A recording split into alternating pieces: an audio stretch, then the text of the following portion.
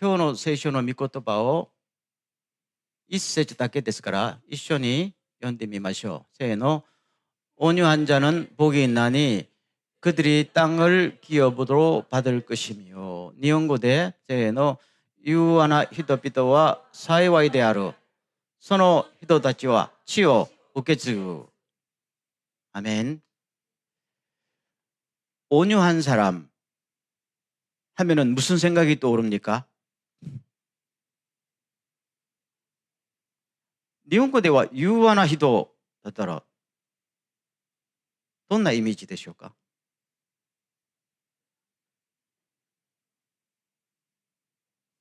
한국어는요? 온유한 사람은 온순한 사람? 외유내강? 화도 안 내고? 그런데 오늘 예수님께서 온유한 사람이라고 할 때에 사실은 저 정확한 의미를 이미 번역을 딱 거치면은 힘들어지는 거잖아요. 그럼 예수님께서 온유하다 했을 때 도대체 저게 무슨 뜻이냐라는 것을 알아야 메시지를 우리가 받을 수 있는 것이죠. 그럼 그 다음 말씀을 보면 알아요. 다 같이 시작. 나는 마음이 온유하고 겸손하니 나의 멍에를 메고 내게 배우라. 그리하면 너희 마음이 쉼을 얻으리니 했잖아요. 여기서 정확히 예수님께서 나는 어떤 사람이다? 온유한 사람이다. 여러분, 예수님이 온유한 분이라고 생각하십니까? 성경을 안 읽었거나 예수님께서 대해서 잘 모른다는 이야기잖아. 예수님은 자기 자신이 나는 온유하고 겸손한 사람이라. 그럼 제가 여러분에게 묻겠어요. 예수님이 온유하시다 할 때에 예수님이 화를 안 내셨어요? 어떨 때는 좀 심한 말도 했어요. 바리새인들 보고 해칠한 무덤 같은 독사의 새끼들아, 이렇게 헤롯 임금 보고는 저 여우 같은 인간이라 했잖아요. 아니, 예수님이 어떻게 그럴 수 있어요? 아니, 예수님이 어떻게 화를 낼 수 있어요? 그런데 예수님은 나는 온유하고 겸손한 사람이라 했단 말입니다. 그러면 우리가 온유, 유하나 히도라는 이미지와는 좀 다르지요? 그럼 도대체 예수님은 뭘 가지고 온유하다고 했을까? 그 다음 말씀 보면요. 아니, 그 앞에 다시 비춰주세요. 그렇죠? 그 다음 말씀. 나는 온유하고 겸손하니 그 다음에 뭐예요? 나의 멍에를 메고 내게 배우라. 그러면 결국 예수님은 뭐 하는 분이에요? 멍에를 메는 분이에요. 내가 온유하고 겸손하기 때문에 멍에를 메는데 너희들도 나를 따른다면은 나한테 와서 멍에를 맬 정도의 온유한 사람이 되어라. 그 말이에요.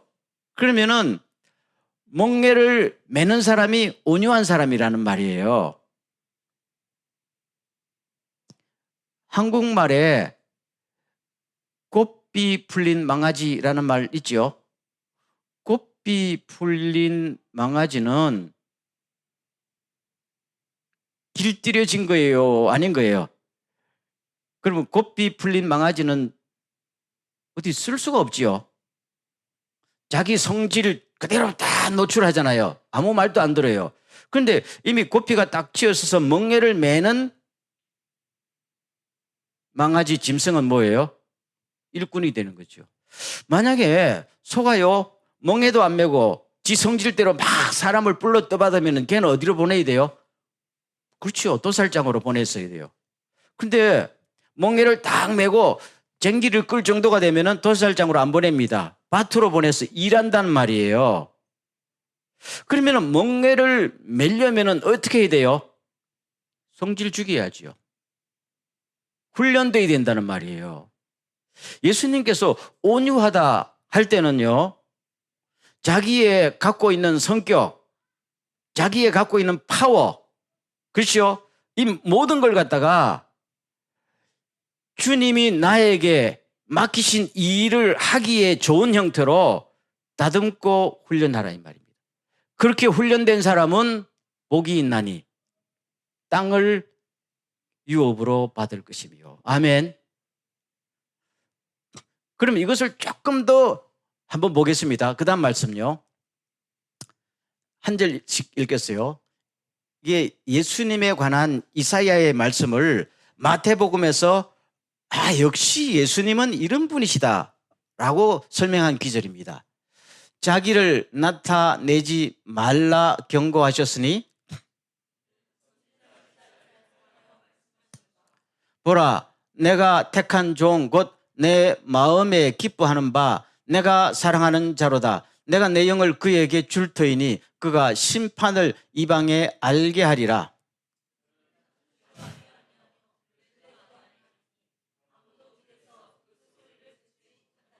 상한 갈대를 꺾지 아니하며 꺼져가는 심지를 끄지 아니하기를 심판하여 이길 때까지 하리니.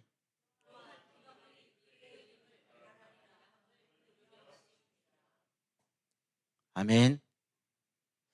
자, 여기 보세요. 이걸 잘 보세요. 심판하여 이길 때까지 하리라 했죠. 근데 이 일본의 성경은 뭡니까? 정의가 승리할 때까지. 요사이 우리나라 우리말 번역이나 다른 번역에는 정의라고 번역하고 있어요. 왜냐하면 심판은 곧 정의거든요. 정의를 실현하는 것이 뭐예요? 심판은 정의를 실현하기 위한 하나의 도구지요. 그래서 이스라엘 사회에서는 심판과 정의는 동의어가 돼 있어요. 그래서 어느 쪽으로 번역해도 괜찮은데 제 생각에는 이것이 좀 더 마음에 들지 않나 생각합니다. 그럼 이게 무슨 말인가 하면요. 예수님이 메시아로 오셨을 때 어떤 일을 할 것이냐. 그것을 지금 이사야의 예언을 마태복음에서는 드디어 예수님이 오셔서 이사야에서 예언된 메시아의 미션을 다 이루고 있습니다. 라고 말하는 귀절입니다. 이게 마태복음 12장에 나오는 말씀이에요. 그러면 여기 보세요. 이 19절부터 보세요. 그는 다투지도 아니하며 들레지도 아니하며 큰 소리를 내지도 아니하며 20절 상한 갈대를 꺾지도 아니하며 꺼져가는 심지를 끄지 아니하기를 언제까지 한다고요? 정의를 실현할 때까지 쉬지 않고 할 것입니다. 그러면은 예수님께서 이 땅에 오셔서 목적이 뭡니까? 하나님의 정의를 이 땅에 실현하는 거잖아요. 그럼 정의를 실현하기 위해서 예수님께서는 다투지 말아야 될 때는 절대로 안 다투고 목소리를 높이고 싶지만은 정의를 위해서라면은 목소리를 죽여야 될 때는 철저하게 죽으시고, 그렇죠?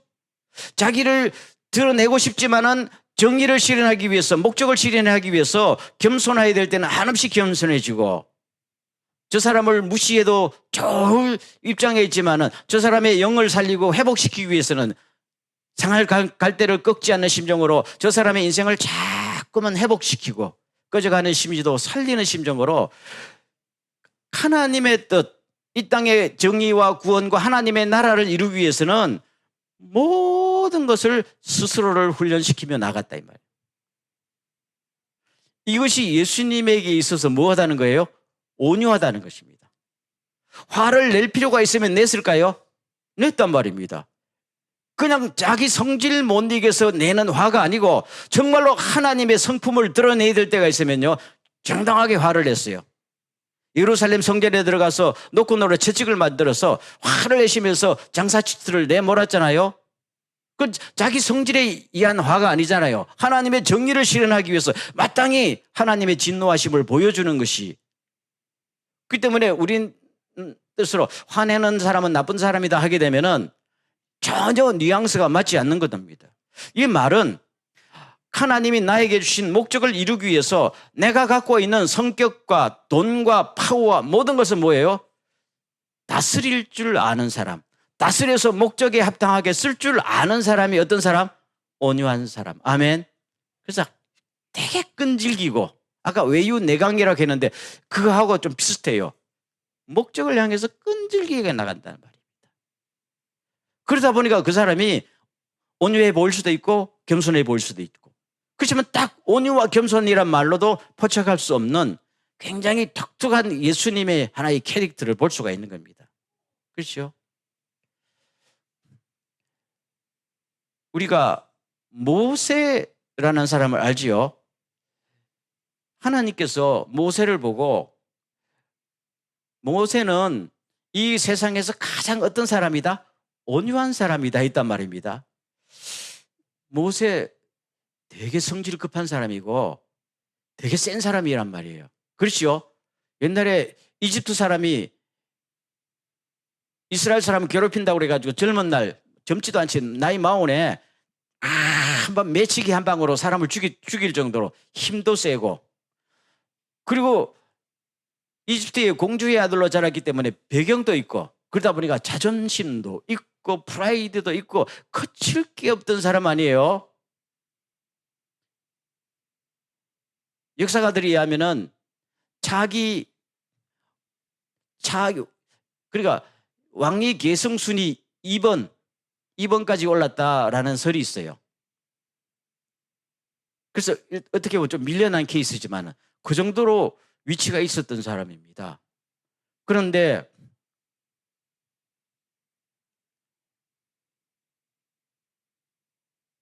모세가 이스라엘 백성들을 이끌고 가나안 땅으로 가다가 반란이 일어났죠. 네가 무슨 지도자냐고 막 사람들이 돌로 때려 죽이려고 그러고 막 반란이 여기저기 확 일어나니까 옛날 같으면 뭐예요? 너 나와 해가지고 그냥 한번 할 텐데, 모든 사람이 보는 앞에서 하나님의 성막 앞에서 딱 엎드립니다. 주님이 저를 도우소서. 저는 못합니다. 주님의 백성인데 어쨌든 이렇게 훈련되지 않은 백성이라도 가나안 땅으로 데리고 가야 되지 않겠습니까? 그거잖아요. 그럼 모세가 맡은 사명은 뭐예요? 가나안 땅으로 데리고 가는 거예요. 아무리 고삐 풀린 망아지 같은 백성이라도 하나님이 자기에게 맡겼으니까 가나안 땅으로 데리고 가는 거잖아요. 근데 그 사람들이 반란을 일으켰어. 그러면 주여 이 인간들 다 죽여주십시오, 이렇게 기도해야 되겠어요? 그래서는 목적이 이루어지지 않잖아요. 그래서 자기 성격 죽이고, 파워가 있었어요. 파워도 내려놓고 주님 이때야말로 하나님의 뜻이 이루어지길 바랍니다 라고 간절히 사람 앞에 엎드린 게 아니라 누구 앞에? 하나님 앞에 엎드립니다. 모든 백성이 그걸 봅니다. 아니 저 센 사람이 왜 오늘은 저래? 그렇잖아요. 뭘 위해서요? 하나님이 주신 목적을 이루기 위해서 자기의 모든 것을 거기에 맞게 뭡니까? 다스릴 줄 알고 통제할 줄 아는 사람, 절제할 줄 아는 사람. 그러니까 하나님 보시기에 야, 너 옛날보다 성질 많이 죽었다 그거잖아요. 그냥 성질이 죽은 게 아니라 너 인간이 정말로 내가 사용하기에 합당한 사람으로 바뀌었다는 것이요. 그게 하나님이 너무너무 기뻐가지고 딱 칭찬하잖아요. 모세는 내가 보기에 이 세상에서 제일 온유한 사람이다. 아멘. 여러분 우리가 태어날 때요 굉장히 성격이 순하게 태어난 사람이 있어요. 뭐 저는 그렇지는 못하게 태어났지만은 우리 보면 굉장히 순하게 태어난 사람들, 어떨 때는 굉장히 좀 성격이 적극적이고 와일드하게 태어난 사람도 있어요. 그런데 순하게 태어난 사람은 좋은 사람이고 성격이 와일드한 사람은 나쁜 사람이에요? 제가 묻잖아요. 그거 아니죠. 지금 우리 생각은, 지금 동양적인 생각은 뭐냐면 사람이 순하면 좋은 사람이고 성격이 급하고 센 사람은 저 모난돌이 정맞지 뭐 이렇게 되잖아요. 근데 성격을 누가 주셨어요? 하나님이 주셨어요. 그 사람이 바꾸지 못해요. 믿음이 좋아지면 성격이 바뀔까요? 저는 믿음 좋아졌다고 성격이 바뀌는 사람 본 적이 없어요. 인격은 좋아집니다. 성격은 절대로 바뀌지 않아요. 성격이 바뀌면 그 사람의 특성이 없어져 버리는 것이죠. 여러분 여기 보면요 다 여러분들이 성격과 특성이 다르기 때문에 하나님 앞에 쓰임 받는 거예요. 똑같이면은 뭡니까? 다양성이 없어지잖아요. 그런데 그러면 제가 묻겠어요. 성격이 굉장히 거칠게 적극적인 사람도 온유한 사람이 될 수 있습니까? 아멘. 우리 보기에는 되게 착하게 보여도 속에서 내가 한번 네 뒤통수를 반드시 칠 것이다 하면 이 사람은 온유한 사람이에요? 아니란 말이에요. 그렇죠? 이 말은 하나님의 뜻, 이 땅에 하나님의 나라를 이루기 위해서 내 성격과 내 가진 모든 걸 갖다가 다스릴 줄 아는 이 사람이 온유한 사람이다. 그렇게 되면은 성격에 관계없이, 성장 배경에 관계없이, 돈이 많고 지위가 많고에 관계없이 하나님께서 너 온유한 사람이다. 아멘. 굉장히 중요한 겁니다.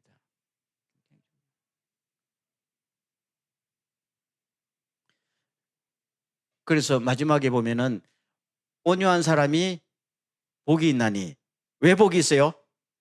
저희가 땅을 차지할 것이다. 자, 오늘 두 번째 파트인데요. 땅을 차지한다는 것이 무슨 뜻인지 하면요, 여러분 구약의 역사를 보면요, 땅은 하나님이 주시는 것이죠. 이들이 이집트에서 나와서 가나안 땅으로 들어갈 때 땅을 다 집안마다 집안마다 분배하잖아요. 그러면 그 당시에 땅은 뭐예요? 자기 삶의 터전이에요. 땅이 없으면 못 살아갈 때니까. 그러면 사람들은 그 당시에 땅을 중심으로 살아갔거든요. 땅이 많고 기름지고 넓으면은 뭡니까? 잘 사는 사람이지. 옛날에도 그랬잖아요. 땅이 없으면은 홈리스지. 그러면 그 당시 사람들의 개념에 하나님으로부터 땅을 받았다는 것은 축복이고 내 삶의 영역이에요. 그러면 오늘 또 우리들에게 하나님이 땅을 주실까요? 주십니다. 근데 우리 눈에 보이지 않지요. 내 삶의 영역이 있을까요? 있습니다. 믿어요. 하나님은 우리가 태어날 때부터 우리가 살아갈 수 있는 눈에 안 보이는 내 삶의 땅덩어리를 주십니다. 그건 축복인 동시에, 그럼 그걸 어떻게 할 수 있으면 내 삶의 영향력이라고 보면 돼요. 오늘 신약에 보면은요, 그 땅이 내 삶의 영향력이에요. 우리가 살면서 빈부귀천에 관계없이 내가 어떻게 사람들에게 하나님의 성품을 뿜어내고 복음을 가지고 사람을 바꾸고 그 사람을 치유하고 회복시켰느냐, 그만큼 내 삶의 땅덩어리가 축복으로 주어지는 것입니다. 아멘. 이게 굉장히 중요해요. 제가 언젠가 여러분들에게 말씀드렸죠. 따라하겠습니다. 저녁 노을이 아름다운 사람이 됩시다.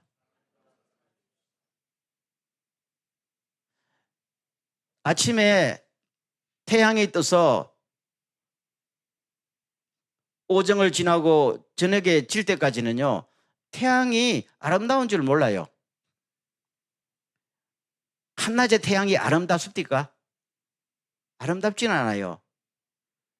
열심히 일하는 태양이니까요. 일할 때는 모릅니다. 근데 태양이 서쪽으로 탁 지고 나면은 그 저녁 하늘이 뭡니까? 너무너무 아름다운 것이죠. 우리 인생도 마찬가지입니다. 여러분이 지금은 열심히 일하는 걸 먹고 사느라고 눈코 뜰 새가 없어요.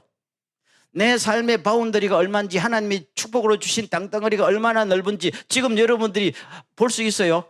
안 보입니다. 여러분들은 미래가 더 많이 남았기 때문에, 그렇죠? 그렇지만은 내가 나이가 조금 들면서 내 뒤를 돌아보면은 내 인생의 저녁 노을이 얼마나 아름다운가, 얼마나 추한가, 저녁 노을이 있기나 하나. 여러분, 이 땅에서 성공한 사람 참 많아요. 한국에서 대통령 지낸 사람들 많지요. 한국을 예로 들어서 죄송합니다만은 저도 한국 사람이니까, 한국의 대통령 중에서 저녁 노을이 아름다운 대통령들이 있었어요. 그럼 그 사람의 열심히 일했고 유명하고 대통령까지 성공했는데 그 사람의 땅덩어리는 없는 거예요. 저녁 노을이 아름답지 않아요. 영향을 줬는데 좋은 영향이 아니라 사람들에게 상처를 많이 줬다는 거지요. 요새 만만한 게 좀 푸틴인데, 그렇죠? 푸틴에게 저녁 노을이 아름다운 인생이 있을까요? 지도 양심이 있으면 나중에 뭐 언제 쫓겨날지도 모르겠지만은 후회할 거예요. 후회할 거예요. 내가 왜 저렇게 사람을 많이 죽였을까? 내가 미쳤지. 그때는 이미 아무것도 없는 거 아니에요? 지금은 뭐 돈과 명성과 파워를 다 갖고 있지만은 왜 그 사람이 그렇게 돼요? 자기가 갖고 있는 것을 다스리지 못하니까요. 권력을 마음대로 뿜어내고, 그렇지요? 휘둘러 버리고 길들여지지 않는 그 아니에요. 그건 온유한 게 아니에요.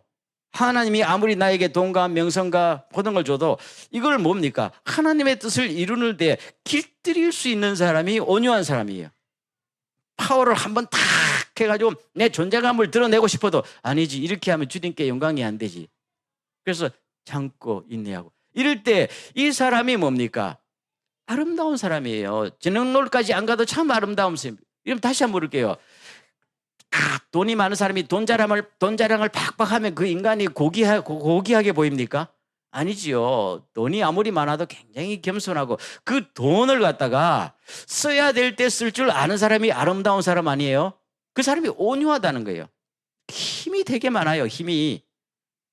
그리고 푸틴처럼 시진핑처럼 막 휘둘러가 모든 사람에게 공포감을 주면은 고삐 풀린 망아지처럼 되는 거예요. 그거는 온유한 사람이 아니에요. 아무리 온유하고 겸손한 척해도 남에게 상처를 주잖아요. 길들여지지 않고 훈련되지 않고 다스리지 못하는 재능과 파워와 돈과 성격은 주님 앞에 쓰임받지 못해요. 아무리 탁월한 재능을 주셔도 안 된단 말입니다. 그래서 여러분 기도할 때 하나님 나에게 재능을 주십시오라고 기도하세요. 돈도 주시고 뭐도 주세요 하세요. 그거는 굉장히 좋은 기도니까 그거 없으면 일을 못 하잖아요. 그렇지만 주여 이걸 감당할 수 있도록 저를 훈련시켜 주십시오. 그게 굉장히 놀라운 거죠. 그러면 결과적으로 보겠습니다. 내가 사는 동안에 크게 유명한 사람은 되지 못해도 살아가면서 알게 모르게 그 사람의 영향력이 사람들 가슴에 삶 속에 조금씩 스며드는 사람이 있을까요, 없을까요? 참 있습니다. 제가 몇 년 전에 이야기 들었는데요. 일본에서 여기서 그 사역하시던 선교사님인데 지금은 벌써 뭐 천국에 갔지만은 이분 이야기를 들었어요. 이분은 무슨 교회를 크게 한 적도 없고 주로 사람들에게 성경 공부, 선교 이렇게 했는데 이분 수첩에는 수백 명의 이름이 적혀 있대요. 기도 제목하고 늘 예수님이 자기 양떼를 이름을 불러 인도하셨다라는 그 귀절에 착안해가지고 이분이 늘 그 사람의 이름을 부르고 기도하고 이름을 부르고 기도하고 만나면 당신 기도 제목이 뭐냐고 기도하고 평생을 수십 년을 이렇게 했대요. 그러다 보니까 이 사람의 중보 기도로 변화되고 회복된 사람이 수백 명이 넘은 거야. 근데 아무도 모르는 것 같았는데 그 영향력을 받은 사람들은 다 알고 있더라는 이야기. 근데 그분이 이름난 선교사도 아니고 아무도 이름도 잘 모르는데 아는 사람들이 다 알더라고. 그 영향을 받은 어떤 목사님이 나한테 나는 그런 분 못 봤어요 그랬더라고요. 그럼 그분은 행복할까요? 복 받은 사람일까요? 아멘. 그분은 이 땅에서도 이미 영향력이 있잖아요. 하나님이 그 사람에게 주신 삶의 영역이 그만큼 넓었다는 이야기예요. 그럼 하늘에 가면은 얼마나 더 클까요? 이 사람이 복 받은 사람입니다. 그리고 행복한 사람입니다. 그리고 땅을 차지했지 않습니까? 여러분, 주님께서 오늘 우리들에게 새로운 가치관을 주신 게 이 팔복 아니에요? 이 땅에서는 그런 사람을 보면 뭐라 그래요? 아무도 인정해 주지 않잖아요. 일단 이름을 내야 되잖아요. 요새 유튜버가 항상 많아지잖아요. 유튜버. 이름을 내야 되잖아요. 근데 주님은 큰 소리도 외치지 않고 자기를 드러내지도 않고 그렇지요? 그러면서도 끝까지 그 목적을 위해서 모든 것을 통제하고 다스려가는 그건 놀라운. 전번에도 마태복음 4장 할 때도 말씀했지만 사탄이 와서 야 배고픈데 네 능력이면 돌 가지고 떡 만들어 먹지 않아 했을 때 아니다. 아멘.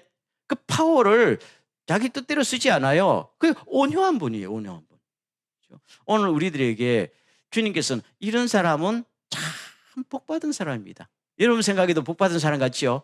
제가 생각해도 이런 분이 있으면 저는 정말 고개가 숙여집니다. 유명한 사람이 아니어도 그냥 옆에만 있으면 뭔가 참 마음이 푸근해지는 것 같고 그 보이지 않은 인생의 아름다리가 크고 그 인생의 그늘에 들어와서 나도 좀 쉬고 싶어요. 여러분 그런 분들이 꼭 되기를 주의 이름으로 축원합니다. 여러분의 그 신앙의 그늘 아래서 내가 나이가 들수록 많은 사람들이 쉼을 얻는 오아시스와 같은 사람. 이 얼마나 좋아요. 저녁 노을 같은 사람. 그래서 오늘 이 말씀을 꼭 기억하면서 이 시간 한번 기도할 때 주여 저도 온유한 사람이 되게 하옵소서. 그리고 주님이 나에게 주신 재능이든지 뭐든지 다스려서 주님의 뜻대로 인생을 아름답게 꽃피울 수 있는 주의 종 되게 하옵소서. 그리고 교회도 마찬가지입니다. 교회도요. 요새 경쟁이 치열하잖아요. 우리 교회가 더 크냐 내 교회 더 크냐 이렇게 하지 마세요. 뭐 하려고 그런 일을 해요. 그렇죠? 교회는 미션을 위해서 겸손하게 일할 때 참 아름다운 교회입니다. 품이 있는 교회입니다. 아멘. 주여 그런 교회 되게 하옵소서. 다 같이 한번 통성으로 기도합니다.